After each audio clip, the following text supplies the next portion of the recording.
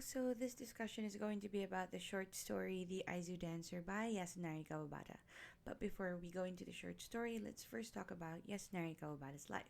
So he was born in Osaka and born June 11, 1899, and he died April 16, 1972 by suicide. Um, Up until now, though, there's been no reason or specific reason given as to why he committed suicide. It's just that a lot of scholars have pointed out the fact that he took his own life shortly after his friend, another Japanese writer, Yukio Mishima, took his own life. But a lot of scholars point to the fact that he's always had this struggle with death and loneliness his entire life, mostly because by the age of 4, both his parents and grandparents have already died, and they were mostly the ones taking care of him. So, on his Nobel Prize acceptance speech, he said that the reason why he writes the way that he writes is because he wanted to make death beautiful, and his writing has always been a way for him to seek harmony amongst man, nature, and emptiness. So, if you look at his fiction, he does have that kind of lonely and quiet kind of tone whenever he writes. And I think even though Aizu Dancer is this kind of a happy, well, not happy, just a sweet kind of love story of a young couple who met while someone was traveling through the Aizu Peninsula, it still has that ring of sadness to it, especially when he starts talking about the scenery while they were traveling. So yeah, so that's the struggle that he's had through his writing. Now he graduated 1924 at the Tokyo Imperial University, which is Tokyo University now. And after he graduated, he was along with his friends, he was the founder of the literary magazine Bunkei Jidai, and this magazine became a very important starting point for a lot of Japanese writers, because that's where they got a lot of their first published poems, first published short story, and all of that. So, he basically created an avenue for Japanese writers, up and coming Japanese writers, to have their stuff published. So he's a very important fixture in Japanese literature. So Yasunari Kawabata's fiction has been described as simple, lyrical, and quiet, and all of those characteristics usually belong to Japanese poetry.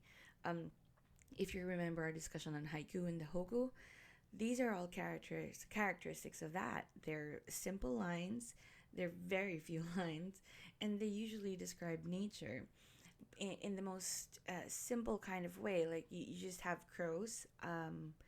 You just have crows sitting on branches of dead trees, or cherry blossoms falling. So it's just those simple lines, but then with those simple lines, they carry a lot of depth with them.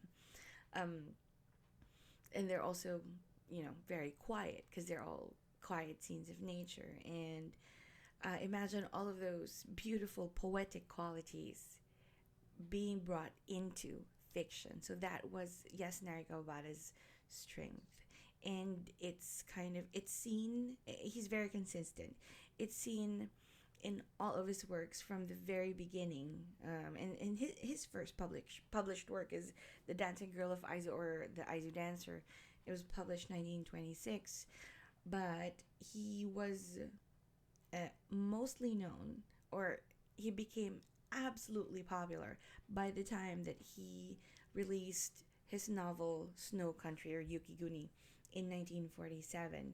And a lot of people believe that it was this it was this novel that actually won him the Nobel Prize for Literature in 1968, and also his body of work. But mostly it was because, well, the work that catapulted him to fame was this one, Snow Country, right? But with that being said, let's now go straight to the short story. Now, this short story is divided into 6 parts, and in the first part, we see here um, Yasunari Kawabata beginning the story in medias res. In medias res is a Latin phrase which means in the middle of things or in the middle of action. And a lot of short stories do begin this way because it's more exciting to do it this way.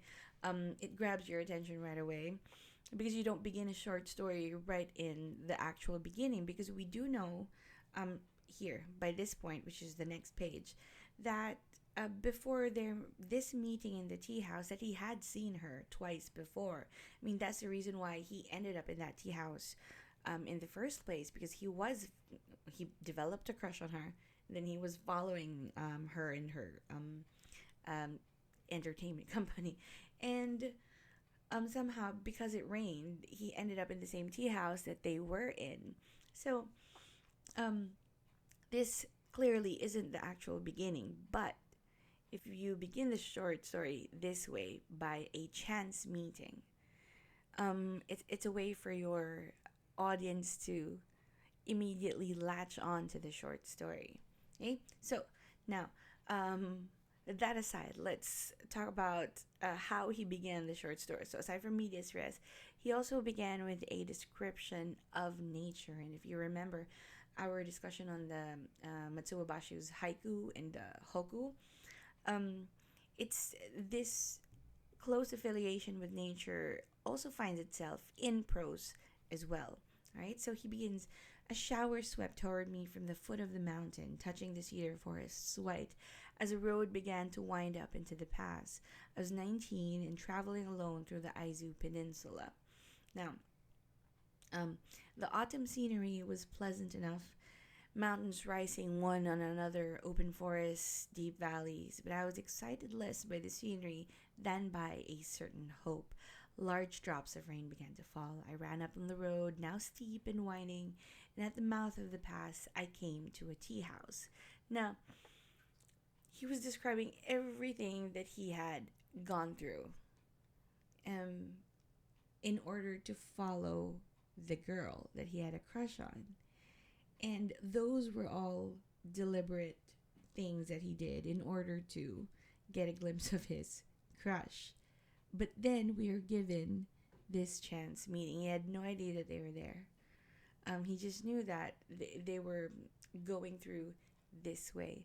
But he had no idea that the tea house he ended up in was the same tea house that all these people were in as well. So it's number one, it's nature at work.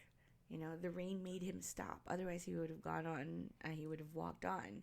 But since nature seems to be cooperating with him, all the winding roads that he had to go through in order to follow her, um, eventually put him in the same place that he wanted to be in. So basically, it's, I guess, what you would call destiny at work. Right? So um that's what we're given on the first scene. Now you have here a note on the side, on the lower right hand corner. It tells you that her first two acts make clear the girl's social position in relation to that of the student, because if you look at the bottom part of the screen, you see that she gives up her seat for him because their social standing is very much different from each other. So if he's a student who can't afford to go on a fall trip, and she is someone who's already working as an entertainer, as young as she was, you understand that they do come from two different social classes. So that's why she gives up her seat for him, right? Now, in this section, he starts describing her as somewhat a girl, maybe 16 years old.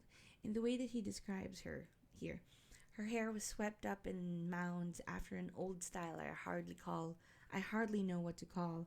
Her solemn oval face was dwarfed under it, and yet the face and the hair went well together, rather as in the pictures one sees of ancient beauties with their exaggerated rolls of hair. Two other young women with her and a man of 24 or 25. Stern looking woman of about 40 presided over the group. So, um, out of this entire group of people, he singles her out as someone with a classic Japanese beauty. And apparently, she has tons of hair. So, as we see her through his eyes, she becomes beautiful for us. And we understand why he developed this attraction for her. And then we get into their actual first meeting. He says, I had seen the little dancer twice before. Once I passed her and the other two young women on a long bridge halfway down the peninsula. She was carrying a big drum. I looked back and looked back again, congratulating myself that here, finally, I had the flavor of travel. And then my third night at the inn, I saw her dance. She danced just inside the entrance, and I sat on the stairs enraptured. On the bridge, then, here tonight, I had said to myself, tomorrow over the pass to Yugano, and surely somewhere along those 15 miles I will meet them. And that was a hope that had sent me hurrying up the mountain road. But the meeting at the tea house was too sudden. I was taken quite off balance. So, you see here someone who's. I mean, this is a very familiar feeling, admiring someone from afar and trying to figure out which direction they went, hoping for a chance meeting. Um, and even though you know that all of your actions are directed towards meeting that person, when it actually happens, it comes a surprise to you, and you go, "Oh, I'm not ready for this moment." And that's exactly what happened to him. So obviously, if you answer this question on the side, do you think he's being a romantic? Yes, he is. All right. Now let's move on. Now, it's pointed out again and again how they belong to different social classes. Here, you see here a different treatment by the tea house proprietress when she deals with the the dancing girl in her company. She goes, the old woman went out to talk to the dancers. Well, now, so this is the little girl you had with you before, so big already. Why, she's practically a grown woman. Isn't that nice? And so pretty, too. Girls do grow up in a hurry, don't they? All right, so this one does two things. One, it tells you that the girl is pretty young, because it only looks like, the tea house proprietress saw them a little bit last year, and then now she's already grown up, or a little bit grown up. So she's, it tells you more than likely that she's only just gone through puberty. But if you remember how he talked about her, she kind of looked like she was already 16, and that's way past puberty for girls, right? So that's the first thing that scene accomplished. Now the second thing is that it tells you that she's much more familiar with these people, meaning when she talks to them, they're almost on the same level. But when she talks to the student, she's a little bit more guarded. But if you look at the way that she talks about the dancing girl and the company that she kept, there's a little bit yeah, it's not here, but if you go to the next page after this section, there's a little bit of disdain that the proprietress of the tea house feels towards those entertainment people, because they basically go where people pay them. And I guess for the tea house owner, that's not exactly the kind of a respectable job that she would want for herself, or some, or for her family. So she looks down on these people, and you can feel it in the way that she describes them. And it's only driven the point home that the dancing girl and the student, in the middle of a fall trip, are from very different social classes. Now you kind of have to keep remembering that towards the end of the short story. Now, let's go to the next section. So this is now the beginning of the second section. Um, sorry. He goes, lined on one side of a white fence, the road twisted down from the mouth of the tunnel like a streak of lightning. Near the bottom of the jagged figure were the dancer and her companions. Another half-mile and I had overtaken them. Since it hardly seemed graceful to slow down at once to their pace, however, I moved on past the woman with a show of coolness. And this is it's just one of these cute moments. So the thing is, this short story is supposed to be light-hearted. You know, imagine you're on a backpacking trip, and then you fall in love, and then in the spur of the moment, you suddenly decide, oh, I want to follow them, and then they notice you, and then they invite you to go with them while they go on their trip. It's supposed to be this cute um, vacation romance, but um, you see a little bit of that coming in here because he says, I moved on past the women with a show of coolness. So, just imagine this boy, this university student who develops a crush, and he kind of wants to show that, hey, I'm cool. I don't have a crush on you, but he kind of wants to be noticed as well. So it's kind of cute. Awkward as well. But so yeah, I just wanted to point that out. Now, let's go to we're still in the second section.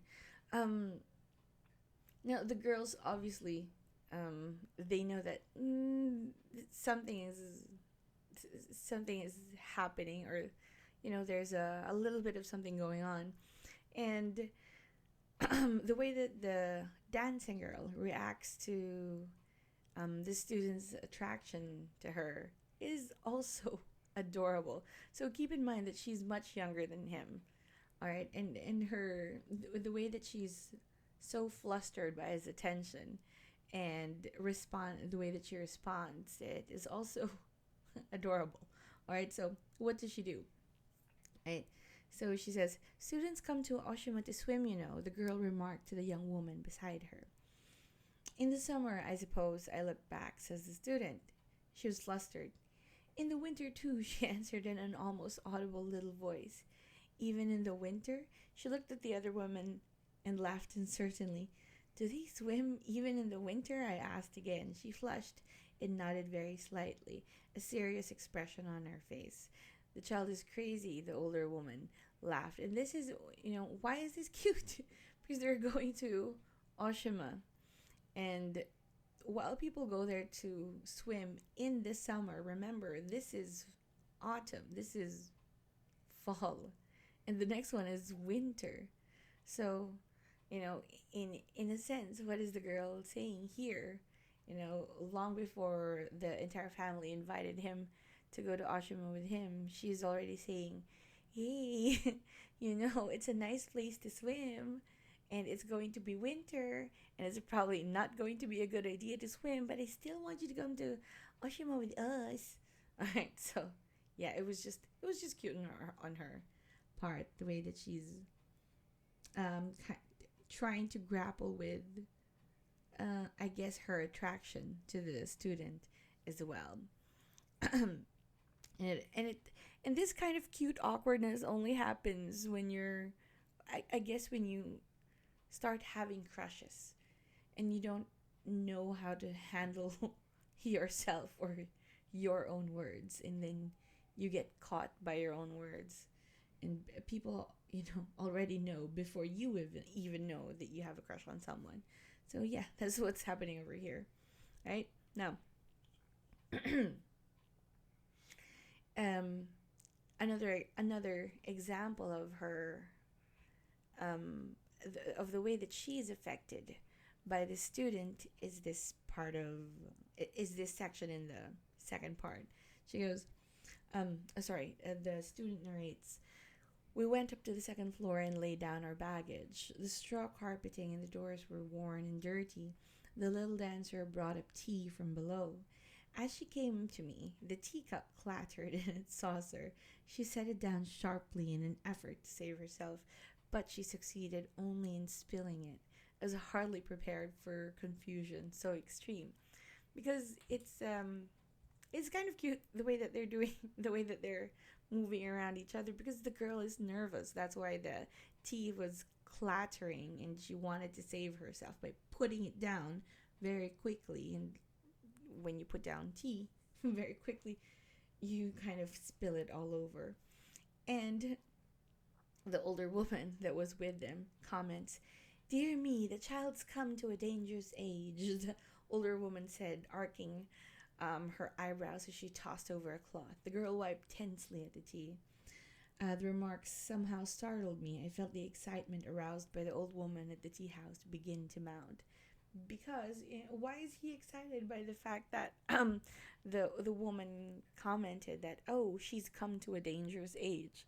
It's when so you go through puberty, you begin to be aware of boys, and when you are aware of boys, it tells you that you can be attracted to the opposite sex, and you're now open for the possibility of a relationship. And this is what excited the student. Okay, so he has a crush. He says, "Oh, she's attracted to me. Really? I had no idea." Because you can only because you can only be this clueless when you're young and in love, I suppose. Right? So, yeah, that's what's happening here. Now, still on the second section, you get an example of how um, how deep the student's feelings run when he starts describing how he spent his night in his in his or inn, because they went to different inns because they're from two different social classes. So that's what's expected of them, and he kind of fulfills that. So um, he knows that he knows that they're at the inn to work, to entertain, and he has to stay in his inn and wait for them because he's joining them on their trip. Um, and then he describes his night this way. Then, distant in the rain, I heard the slow beating of a drum. I tore open the shutters as if to wrench them from their grooves and leaned out the window. Remember, it's raining. And what does he do? Instead of keeping the window shut, he actually opens them. The drumbeat seemed to be coming nearer. The rain, driven by a strong wind, lashed at my head. I closed my eyes and tried to concentrate on the drum, on where it might be, whether it could be coming this way. Presently, I heard a samisen, and now and then a woman's voice calling to someone, a loud burst of laughter. The dancers had been called to a party in the restaurant from their inn, it seemed. Can you imagine the effort it took for him to listen for drums? And this samisen is like a small guitar. It's not, yeah. Well, anyway, you have a note here on the side. Can you imagine how hard that is? Like trying to distinguish sounds while it's raining. And he does that because he knows if he follows that sound, he can pinpoint the possible location of the girl that he has a crush on. Right? So then he says, okay. I could distinguish 2 or 3 women's voices and 3 or 4 men's voices. Soon they will be finished there, I told myself, and they will come here. The party seemed to go beyond the harmlessly gay and to approach the rowdy. A shrill woman's voice came across the darkness like a crack of a whip. I sat rigid, more and more on edge, staring out through the open shutters. At each drum beat I felt a surge of relief. Ah, she's still there and playing the drum. And each time the beating stopped, the silence seemed intolerable.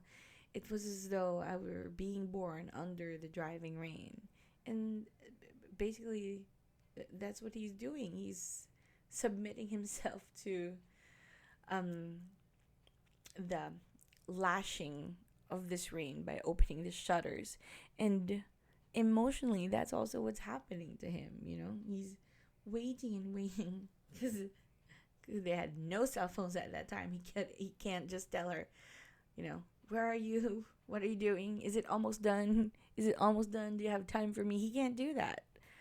So all he has to do is just wait and wait and wonder what's happening and wonder if it's already finished, or wonder who she's with and what she's doing with them and how fun the party is without him. So it's all of those emotions of a young person in love who's not in a relationship, who would like to be in that relationship but can't because he hasn't said anything. So it's all of that, the chaos. The chaos of all of that.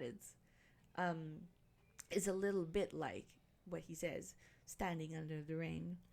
Um, Now, so let's continue. For a time, there was a confusion of footsteps. Were they playing tag? Were they dancing? And then complete silence. I glared into the darkness. What would she be doing? I don't know if you can hear my neighbors, but I'm so sorry.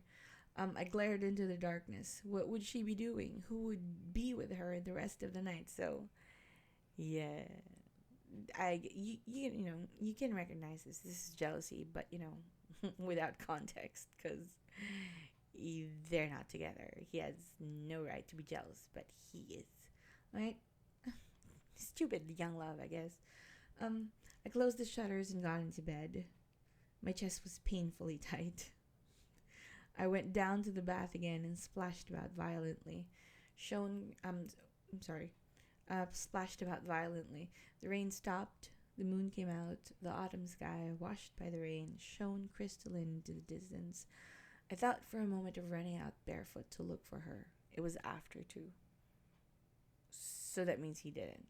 Yeah, he's and I need you to keep this idea of him as someone who is passionate, who feels so much. And yet, when he says, I thought of a moment of running out barefoot to look for her, that is him unleashing all of those emotions. But then he doesn't do it. So he's a passionate person, but he reins himself in. He doesn't express it too much. He's not very open. All right? Now, keep that in mind. And now we get to the third section of the short story. So this is the next day. The student gets invited by Ikichi to a public bath. Now, on their way there, they see this scene. One small figure ran out into the sunlight and stood for a moment at the edge of the platform, calling something to us, arms raised as though for a plunge into the river. It was the little dancer. I looked at her, at the young legs, at the sculptured white body, and suddenly a draught of fresh water seemed to wash over my heart. I laughed happily. She was a child, a mere child, a child who could run out naked into the sun and stand there on her tiptoes in her delight at seeing a friend. I laughed on, a soft, happy laugh. It was as though a layer of dust had been cleared from my head, and I laughed on and on. It was because of her too rich hair that she had seemed older, and because she was dressed like a girl of 15 or 16. I had made an extraordinary mistake indeed. Right, so what does this moment do for the student? It's a very important turning point for him, because he realizes that the girl that he's been crushing on, that he's been wanting and desiring up to this point, is actually much younger than he first thought of. So, and later on in the story, we get to find out that she's actually 13 years old. So definitely 13 and university student, that's a little bit too young. But the thing is, he's already fallen in love with her. Now, what does this portion do? Right? So, the Japanese do not have the same notion against nakedness as most Catholics have. Like, for us, it's definitely bad to be naked and all of that because we consider it improper. But for the Japanese, it's really not about whether you're naked or clothed. For them, it's when you think of the body, they think of it more in terms of, is it clean? Is it free from impurities? Okay, so if it's clean, then it's good. If it's not clean, if it's dirty, then it's bad. So that's kind of what's good and bad for them. Now, try to remember that they're in a public bath and people go there to cleanse themselves. Okay, now, um, so this girl now who's naked and waving at them because she's happy that she saw them because I guess she considers him as a friend, is kind of waving at him so openly.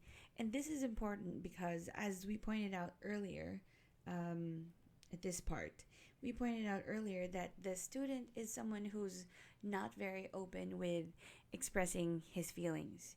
And when he sees the girl who's so open with everything, with her emotions, with her body, and then he couples that with the idea of her being young, so then she becomes this pure, innocent being. He doesn't stop loving her. But what does happen is that once he realizes that she is younger, then desire gets taken out of the equation. And what remains is just pure love. Okay? So that's what. So I guess his feelings for her don't go away, but for some reason they get purified because of the idea that she is younger and she's whatever desires he has on her is still definitely not allowed, but the feelings for her, they're still there. Okay, so that's why this little moment here is very, very important for at least their relationship. Now, when we get to this section though, um, it gives us it deepens the story a little bit more. See, the thing is, this while this may have started out as a love story, you have to stop thinking of it in terms of, because automatically when you think of love story, you think, oh, are they gonna get together or not? Are they going to kiss or not? Are they going to end up together forever or not? Um, you have to prepare yourself for not thinking that way. Instead, you have to think of it in terms of, okay, so he feels um, love for the possibly the first time in his life. What does falling in love give him? Like, what does he get out of it? Okay, so this section, um, it gives us a glimpse as to what he's actually getting from this experience of falling in love with a dancing girl. So it goes, you'll have to forgive us, the older woman said, sitting up in the bed. We meant to leave today, but it seems there's to be a party tonight, and we thought we'd see what could be done with it. If you really must go, perhaps you can meet us in Shimoda. We always stay at the Koshuya Inn. You should have no trouble finding it. I felt deserted. Or maybe you could wait till tomorrow, the man suggested. She says we have to stay today, but it's good to have someone to talk to on the road. Let's go together tomorrow.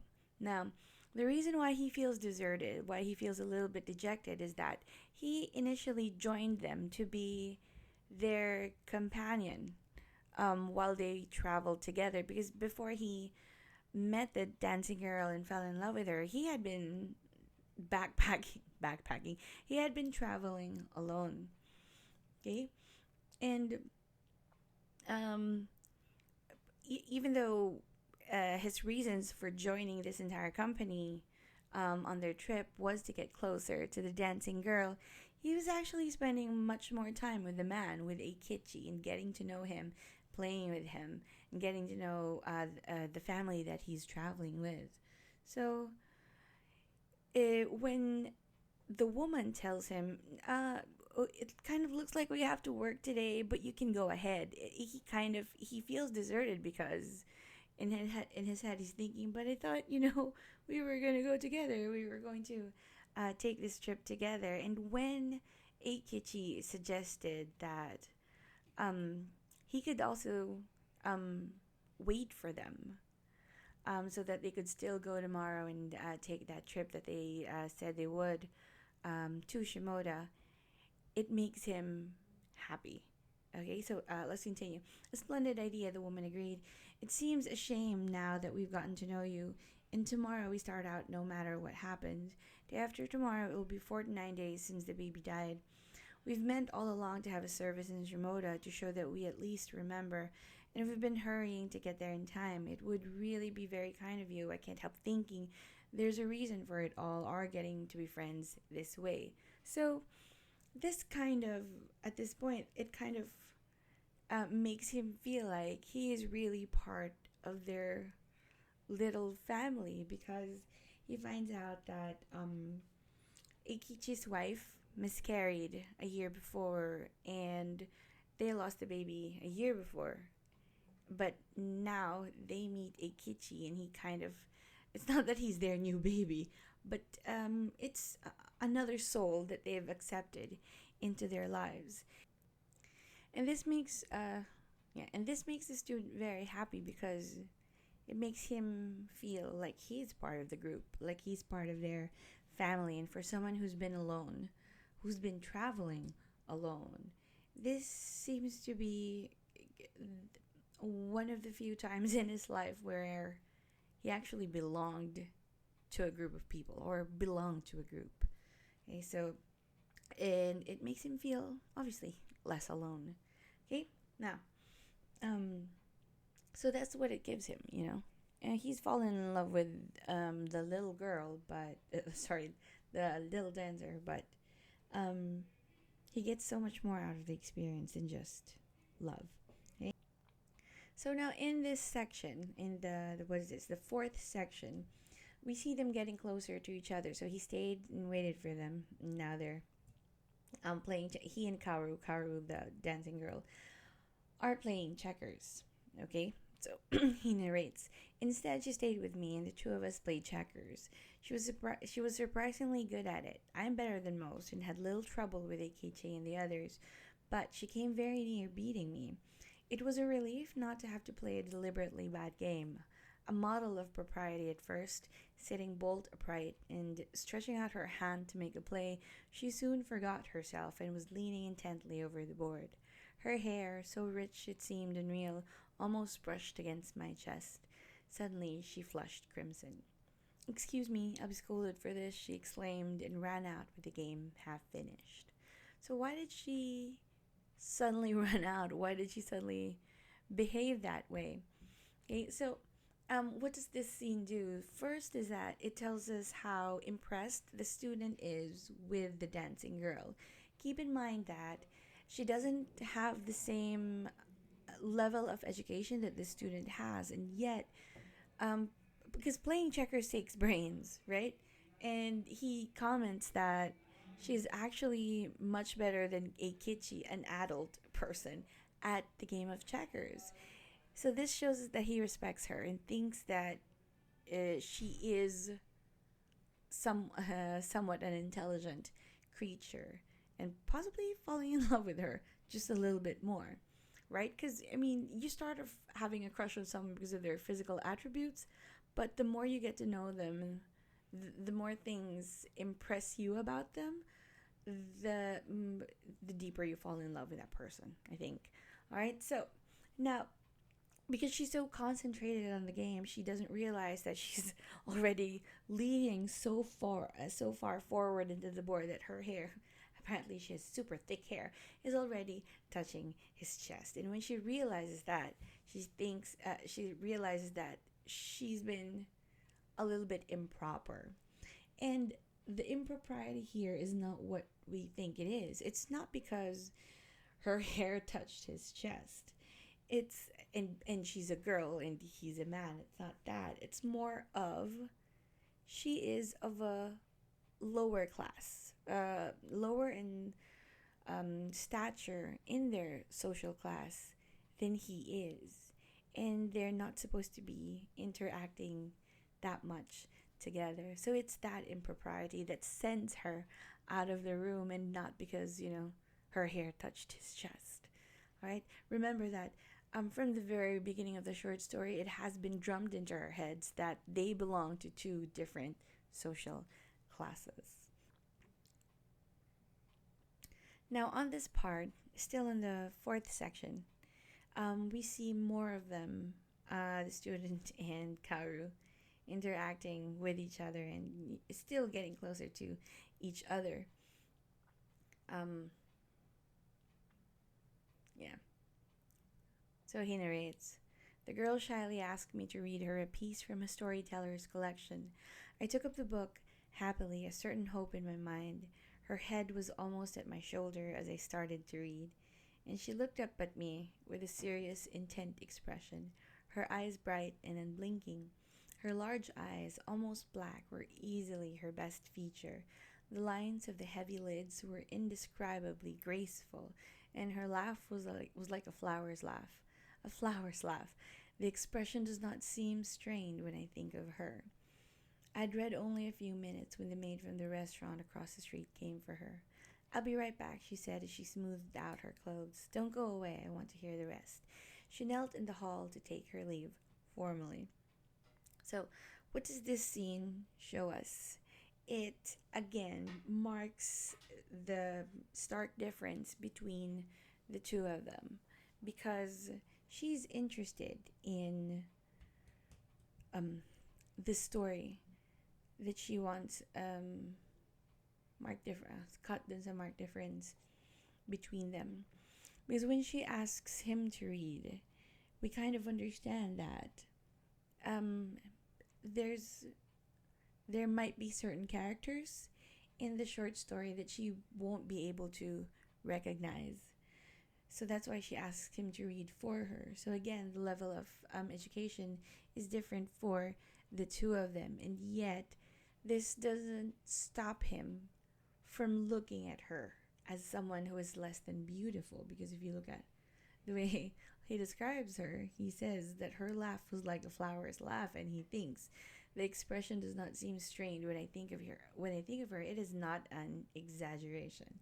It really does seem very true when it comes to her. So obviously, he is very much in love with her, very much attracted to her. Okay? Now, and the way that she leaves him, it tells you that, again, she's very much aware of their difference in social status, and yet this does not prevent her from asking him to read to her, which is it's a way to get closer to him. It's a way to bond with him as well. So here you have two people who are aware of their differences, and yet they kind of try to find a way around this gap between them in social status. So very, very tender and sad at the same time. All right. Now, this part of what is this? This part of the still in the fourth section again gives us a glimpse as to what he's getting out of this budding relationship with the little dancer. He says he's talking about the entire entertainment company that she's with. He says he says, I was not held to them by curiosity, and I felt no condescension towards them. Indeed, I was no longer conscious that they belonged to that low order traveling performers. They seemed to know it and to be moved by it. Before long, they decided I must visit them on Oshima. Oshima is where they're from. We can put him in the old man's house. They planned everything out. That should be big enough. And if we move the old man out, it will be quiet enough for him to study as long as he can stay. We have two little houses, and the one in the mountain we can give to you. It was decided, too, that I should help with the play they would give on Oshima for the new year. I came to see that the life of the traveling performer was not the forbidding one I had imagined. Rather, it was easygoing, relaxed, carrying with it the scent of meadows and mountains. Then, too, this troop was held together by close family affection. Only Yuriko, the hired girl, perhaps she was at a shy age, seemed uncomfortable before me. So um, this scene, um, looked like it deeply touched the student because you have here an entire family already planning out how he was going to fit into their life in their home. So it kind of felt like they were almost adopting him already, and um, it gave him a place to belong to. And if you've been alone all your life, as probably the student has been, having someone treat you like this, like family, is something that's going to really touch you deeply on a soul kind of level because um, um, loneliness when you're just aching for a partner is different from the kind of loneliness that you feel when you realize that you have no family or you don't belong anywhere. And that's what this little band of traveling performers have given him. It's a place to belong to. And this is what he gets out of falling in love with the dancing girl. And it's especially important for someone who's not very open with his feelings. Right? Now, we continue with the fourth section. So they're all traveling together by this at this point. So then he says, the baggage was distributed as on the day we came over Magi Pass. The puppy, closest seasoned traveler, lay with its forepaws in the older woman's arms. From Yugano, we entered the mountains again. We looked out over the sea at the morning sun, warming our mountain valley. At the mouth of the river, a beach opened wide and white. That's Oshima. So big. You really will come, won't you? The dancer said. For some reason, was it the clearness of the autumn sky that made it seem so? The sea where the sun rose over it was veiled in a spring-like mist. It was some 10 miles to Shimoda. For a time the mountains hid the sea. Chiyoko hummed a song, softly, lazily. So when the dancer asked him, you really will come, won't you? She's talking about going to Oshima with them and possibly staying with them. Now, this is where, if you remember our discussion on Mono no Aware, how you cultivate a sense of beauty by being sensitive to nature, this is where those Japanese aesthetics come in. See, even though he didn't answer, the answer was there in the scenery. When it was described as the sea where the sun rose over it was veiled in a spring-like mist, it's it shows you a scene that is covered in mist, therefore not clear. So while it was a wide open space you see from the top of a mountain, all of its possibilities, so it tells you anything can be possible at that moment, it was still hidden from view, so it was still very much unclear for him. Okay, so that was the answer, but he obviously didn't say it to the little dancer. Okay, now we get to the fifth section. Okay, this is still them traveling to get to Oshima. Right, the road wound up through a forest so steep now that climbing it was like climbing hand over hand up a wall. Dead leaves laid it over with a slippery coating. As my breathing became more painful, I felt a perverse recklessness, and I pushed on faster and faster, pressing my knee down with my fist at each step. The others fell behind, until presently I could only hear their voices through the trees. But the dancer, skirts stuck high, came after me with tiny little steps. She stayed always a couple of yards behind, neither trying to come near, nor letting herself fall farther back. Sometimes I would speak to her, and she would stop and answer with a startled little smile. When she spoke, I would pause, hoping that she would come up even with me, but always she waited until I had started out again and followed the same 2 yards behind. The road grew steeper and more twisted. I pushed myself on faster, and on she came, 2 yards behind, climbing earnestly and intently. The mountains were quiet. I could no longer hear the voices of the others. So, okay, let's continue before I talk about it. Where do you live in Tokyo? In a dormitory. I don't really live in Tokyo. I've been in Tokyo. I went there once to dance when the cherries were in bloom. I was very little though, and I don't remember anything about it. Okay, so this is their trip to Oshima, and here they're winding up through the forest. And because he said he felt a little reckless that day, he started climbing faster and faster until everyone kind of fell back, except for the little dancer. And he says here he's kind of hoping that she would actually catch up to him and close that distance of 2 yards between them. But she never did. She always maintained that safe 2 yard distance between the two of them.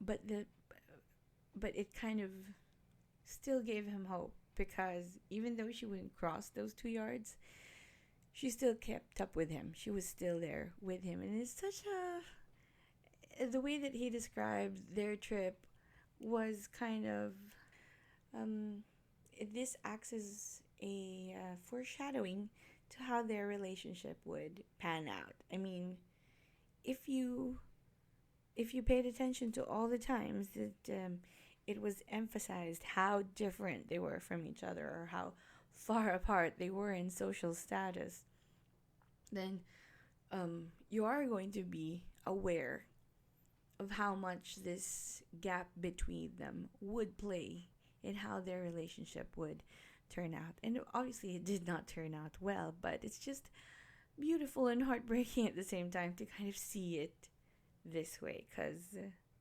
they both want it. They both want to make the gap disappear, or not make the gap disappear, but they kind of want to be closer to each other, but they're still very, very much aware of that gap between the two of them. You see it, and you see that the way she kind of maintains that distance between the two of them, but still, even though there's that physical distance, the fact that they're away from the rest of their traveling companions, and they're talking to each other, they're sharing things about each other, is them getting closer emotionally, at least, even though there's that physical gap between the two of them. And you also have to remember that this man that she's talking to is not used to revealing himself. He's not used to sharing parts of himself, because probably he's been used to being alone for all his life.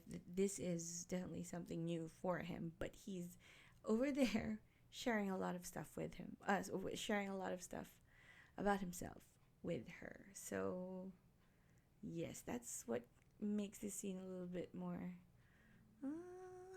tender and heartbreaking, because even though the physical distance is maintained, they are getting closer with each other. Okay, now let's move on to this part, and this is perhaps one of the most important parts of the short story, because this is when the student realizes something.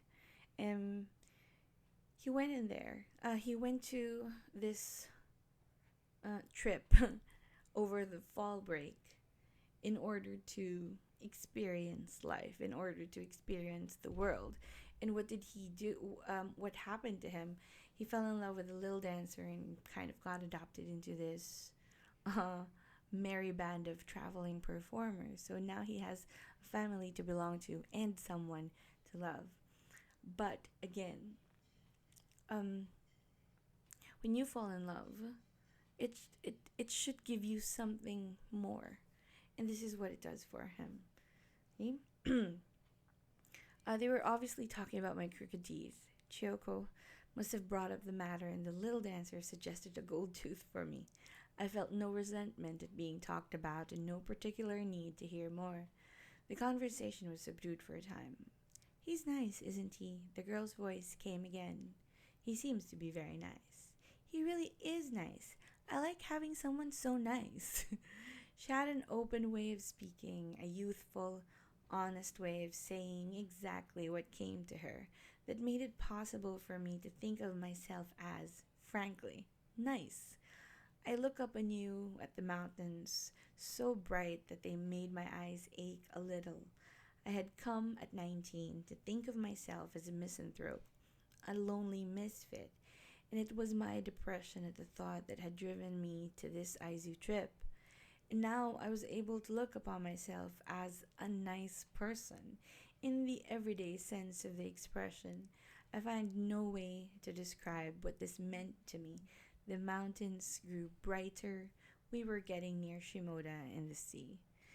So now we get a glimpse of the mindset of this 19-year-old college student who went on this solo trip during the fall season to experience the world. He's The reason why he's looking to experience the world is because he never felt like he belonged to the world. He calls himself a lonely misfit, a misanthrope, and the thought that he didn't belong anywhere kind of depressed him, and that's why he had to go on this trip to figure out how he can create a relationship between himself and the world. And he was given the dancing girl and the family that she traveled with in order to entertain people. And what did this give him? The answer is in the description of the nature surrounding him. He says, "I look up anew at the mountains, so bright that they made my eyes ache a little." The mountains grew brighter. And then, if you remember, the way that he always described nature, it's hidden in mist. Because it rained, there is mist. So everything is always hidden in mist, like he couldn't access himself. But now, just because okay, so he fell in love with the girl and he started getting along with her and getting closer to her. And she says, "He's nice.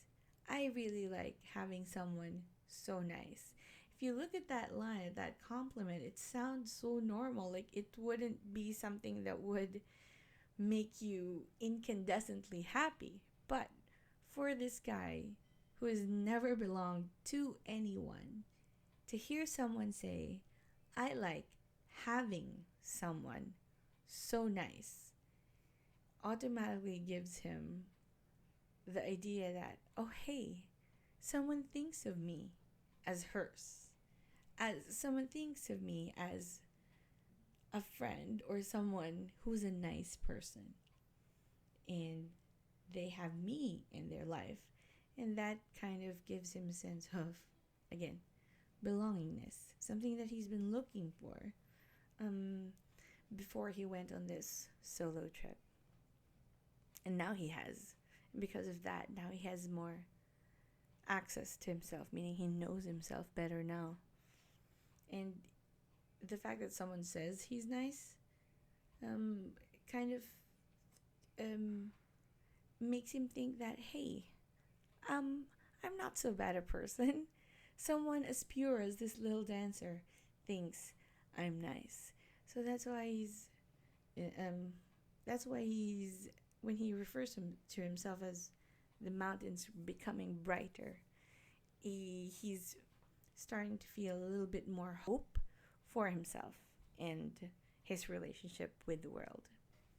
All because he met this little dancer. Alright, so now we get to the sixth and the last part of the short story. They finally get to Shimoda, but it's not how I guess the little dancer would have imagined it, because the plan was to stay in Shimoda for a little bit, have the service, and then take the boat back to Oshima, and then they all live happily ever after. But at this point, he tells them that he actually has to go back to Tokyo, but in truth, he's actually run out of money, so now he has to go back to school in Tokyo. So the trip has to be cut short now. But he was kind of hoping that before he left, that he and Kaoru would have a little bit of time together. So an actual date to the movies, especially because especially because she's been so excited to go to the movies to actually spend time with him. But when she had to ask permission to go to the movies with him, the old woman who presided over their group refused to give her that permission. Um, and it has nothing to do with how young she is. It has, again, more to do with their difference in social status. So if you think about it, because it has been there all along from the very beginning, it kind of reinforces the fact that no matter how in love you are with each other, this gap between your social status will always be there. And I guess love is never going to win over that. And that's kind of what happened to the two of them. So, if you think about it, their relationship actually never actually got to start. I mean, they were able to spend some time together, getting to know each other, but it wasn't. Mm, if you think about it, it wasn't an official start to their relationship because those were basically stolen moments in time. And now we get to this part where he's being sent off to go to Tokyo, and the only ones who showed up to tell him goodbye because everyone was still asleep. The only ones who showed up to say goodbye to him are Eikichi and Karu. Okay. Um, okay, so we get him. We get here. An autumn wind blew cold through the town. On the way to the ship, he bought me fruit and tobacco and a bottle of a cologne called Karu. Because her name's Karu, he smiled. Oranges are bad on a ship, but persimmons you can eat. They help seasickness. Why don't I give you this? I put my hunting cap on his head, pulled my school cap out of my pack, and tried to smooth away a few of the wrinkles. We both laughed. And it reminds us, the readers, what he actually got out of this trip. I mean, sure, he fell in love with Karu, but nothing came out of that. But what he got out of falling in love with her was actually more important. He got a friend with Eikichi. He finally belonged to a group of people who had accepted him and made him feel less alone. Even though they're still very much aware of their differences in social status, they still accepted him as their companion and as their friend. Most especially Ikichi, because he's here, telling this friend of his goodbye and even exchanging gifts. And his gift of a perfume, a cologne named Karu, was his way of telling him, had it been his decision, he would have let Karu go on that date with him. But it was the old woman's decision because she's older in their group. So this is him actually having a friend. And with the way that the student is, you can kind of sense that this must have been his first ever friend, aside from possibly falling in love for the first time. This was also the first time that he actually had a friend. Right? It was now on this part. We have here Kichi and Karu, their last interaction with each other. So he's trying to make conversation. He's asking her questions. Are the others coming? They're still in bed. But she's not responding to him. What is she doing? She's probably not even listening to him because she would nod, but before he would finish speaking. When you do, because when you have to respond to someone and nod, you have to nod after that person has finished speaking. So that means that, she's not really listening to him. So she's sad, not really paying attention to what he's saying. What is she paying attention to? I tried to make conversation, but she only stared silently at the point where the canal ran into the harbor. So if you imagine that, the canal running into the harbor. She's staring at edges. She's staring at borders. She's staring at the place where two different things, like the harbor and the canal, would meet, but they're still boundaries: water and the harbor. So, kind of like them, they met, but they were still, the two of them, they represented boundaries and social class. So, it's kind of heartbreaking, this part of the short story. All right. Now this is the end. So he's already there in the boat, and he's said goodbye to Kaoru and Eikichi and everyone. And this is the last paragraph of the short story. Someone's talking to him and asking him if he's okay, and he's actually responding to that little boy, which is something new for him because he's always been a closed off person, but now there he was talking to an actual stranger. And this is how it ends. The lights went out, the smell of the sea and of the fish and the hold grew stronger. In the darkness, warmed by the boy beside me, I gave myself up to my tears. It was as though my head had turned to clear water. It was falling pleasantly away, drop by drop. Soon, nothing would remain. And this is how the short story ends. Definitely, it is sad because he lost all these people that he finally found himself belonging to. But in exchange for that experience, what does he have now? He knows how it feels to belong to someone. He knows how it feels now to belong to a group of people, so he doesn't feel as lost. And now, he's also learning how to express his emotions. He's also learning how to stop holding things back inside of him because now he's crying.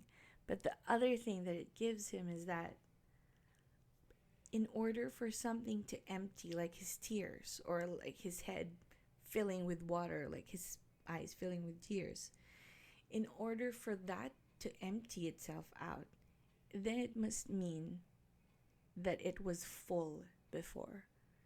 And that is something that is new for him. If he's been feeling lonely, he's been feeling empty all these years, the fact that he could now cry over something, that he has something to cry over, it means that he's not empty anymore.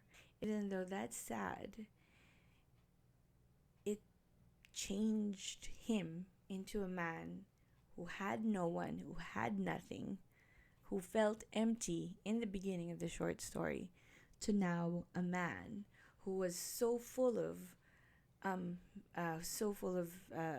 these feelings that he has to actually empty himself out.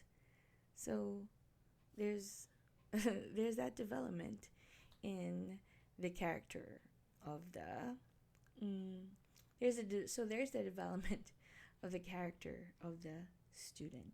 So basically his entire life changed because of this dancer from Aizu. Okay? And that is Yasunari Kawabata's Aizu dancer.